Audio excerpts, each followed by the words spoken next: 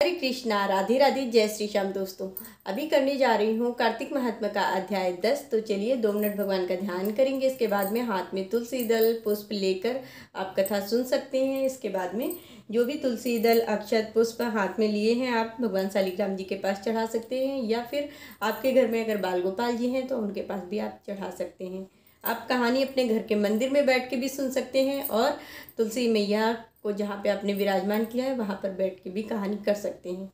तो चलिए 2 मिनट भगवान का ध्यान कर लेते हैं और इसके बाद कथा शुरू करेंगे।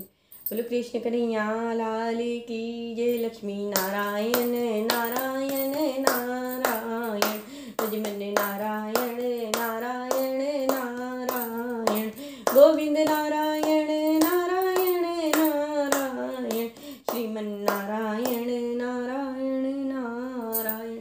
बोलो लक्ष्मी नारायण भगवान की जय, तुलसी मैया की जय, बोल बाके बिहारी लाल की जय, राधा रानी की जय। अध्याय 10। राजा पृथु ने कहा, हे देव ऋषि, आपको नमस्कार है। अब कृपा कर आप यह बतलाइए कि जिस समय भगवान शंकर के माथे का तेज क्षीर सागर में भगवान शंकर ने डाल दिया, उस समय क्या हुआ। नारद जी ने कहा, हे राजन, जब शंकर जी ने तेज क्षीर सागर में डाल दिया तो वह शीघ्र ही बालक होकर गंगा सागर के संगम पर बैठकर इस संसार को भय देने वाला रुदन करने लगा। उसके रुदन से समस्त संसार व्याकुल हो गया। लोकपालों के मन में भी व्याकुलता हुई। अधिक कहने की क्या जरूरत है। चराचर चलायमान हो गए। शंकर सुमन के रुदन से ब्रह्मांड व्याकुल हो गया। समस्त देवता और ऋषि मुनि व्याकुल होकर लोक पितामह ब्रह्मा जी के शरण में गए, और सब लोगों ने मिलकर ब्रह्मा जी को प्रणाम किया और स्तुति की। फिर कहा कि हे पितामह, यह बड़ा भयंकर समय आ गया है, इसका नाश कीजिए। देवताओं की बात सुनकर ब्रह्मा जी सत्यलोक से उस बालक को देखने के लिए समुद्र तट पर गए। समुद्र से ब्रह्मा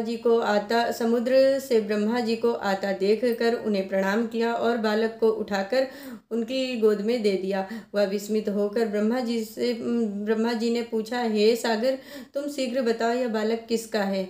तब समुद्र ने कहा, हे प्रभु, यह तो मैं नहीं जानता, किंतु मुझे इतना अवश्य ज्ञात है कि यह गंगा सागर के संगम पर प्रकट हुआ है। अतः आप इस बालक का जाति कर्म आदि संस्कार कीजिए। इसका जातक फल बतलाइए।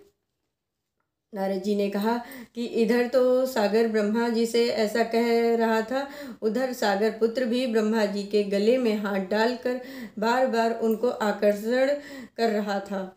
अब तो उसने ब्रह्मा जी का गला जोर से पकड़ा, इतनी जोर से पकड़ा कि वे पीड़ित हो गए और नेत्रों से आंसू डालने लगे। किसी प्रकार उन्होंने अपने दोनों हाथ का जोर लगाकर गला छुड़वाया और सागर से कहा, सुनो, मैं तुम्हारे पुत्र का जातक फल कहता हूँ। मेरी आँख से जो जल निकला है, इस कारण इसका नाम जलंधर होगा। यह पैदा होने के साथ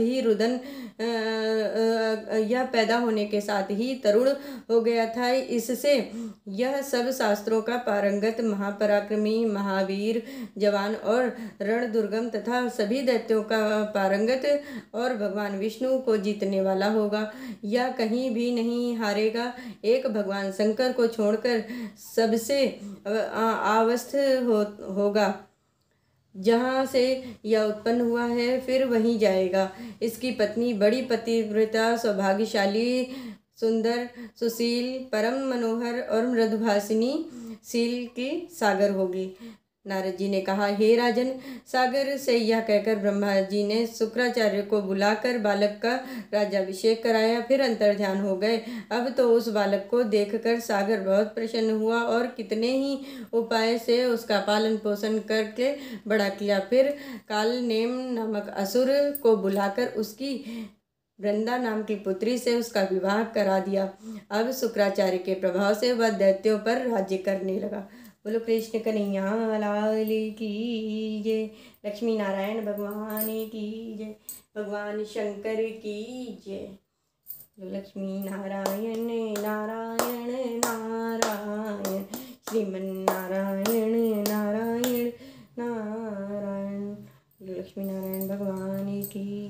मैंने आज आप सभी लोगों से कार्तिक महात्म्य का अध्याय 10 कहा है।